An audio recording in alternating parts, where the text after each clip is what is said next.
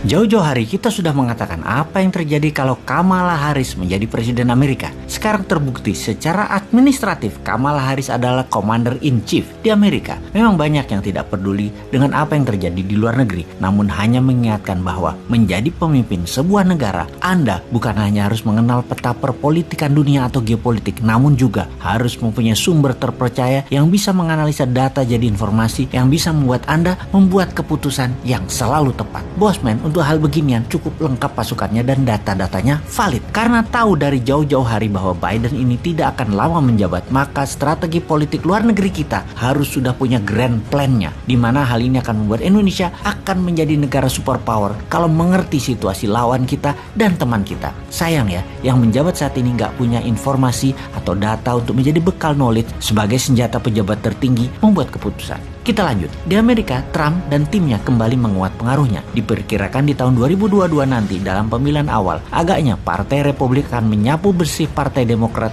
di Senat dan di Kongres. Trump saat ini adalah pengendali Partai Republik di Amerika. Kemungkinan besar kebijakan Amerika di tahun 2022 adalah mulai serang Tiongkok secara lebih frontal. Hot war akan mungkin terjadi, walau dunia lebih senang dengan Cold War, perang spionase, perang intelijen, perang dagang, perang cuaca, namun agaknya hot war bisa terjadi dan ground floor-nya atau battlefield-nya adalah Taiwan. Kita semua mengetahui setelah Tiongkok meluncurkan virus kemudian muncul vaksin dan kemudian PCR. Di Indonesia doang sih PCR, kalau di negara lain PCR itu buat yang sakit. Di sini di Indonesia PCR itu buat semuanya, yang sakit terutama yang sehat. Semua itu lebih kita kenal dengan istilah pandemi. Ini semua adalah masalah demand dan supply. Dalam bisnis, kemampuan create demand adalah kunci sukses. Untuk pandemi kali ini kita tidak usah jelaskan mana yang supply, mana yang demand. Anda pasti sudah pinter. Kemudian masalah climate change. Ini hanya akal-akalan istilah. Lebih tepat kata-katanya bukan climate change, tapi climate warfare atau perang cuaca. Perang cuaca juga merupakan rencana bisnis, yaitu create demand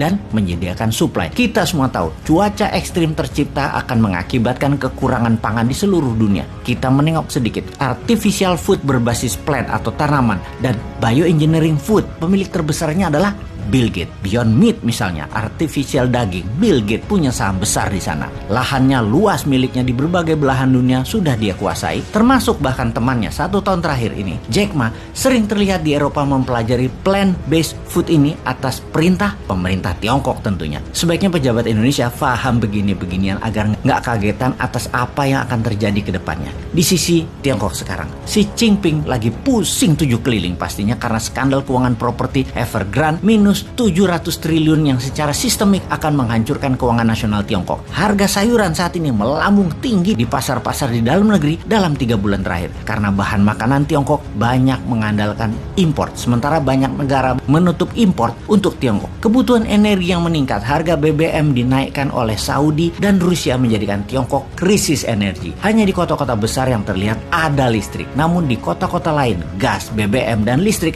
bermasalah besar di Tiongkok. Aktifnya mesin-mesin produksi ternyata membuat cuaca ekstrim terjadi di Tiongkok yang menyebabkan polusi berat hampir di semua wilayah pantai timur Tiongkok. Efek gejala memburuknya keadaan dalam negeri tersebut terjadilah panik buying di masyarakat saat ini. Rencana Xi Jinping untuk tidak kehilangan muka di dalam negeri, yaitu Tiongkok berjanji akan melakukan aneksasi atau penggabungan Taiwan, agaknya akan menjadi isapan jempol. Tiongkok tidak akan punya kekuatan logistik diperkirakan untuk menyerang Taiwan. Makanya kalau Newman jadi Commander-in-Chief di Indonesia, maka seluruh produk yang menuju Tiongkok alias barang ekspor ke Tiongkok seperti batu bara, nikel dan bahan baku lainnya ditahan, jangan dikirim. Maka Tiongkok pasti panik, akan bertekuk lutut itu Tiongkok di depan Newman. Lalu seperti Putin dengan Trump, dijadikan Trump presiden Amerika di 2024 dan Indonesia harus bermain. Jadikan Trump di tahun 2024 presiden Amerika, namun pastikan hutang IMF Indonesia dinolkan, lunas. Tirulah cara Putin tersebut. Lalu apa yang kita lakukan? Cyber army para buzzer akan dipakai untuk memainkan ke negara adik kuasa tersebut, yaitu untuk memenangkan Trump. Sesekali kita pakai cara Rusia gitu loh, hajar Tiongkok gabung Amerika, namun Turki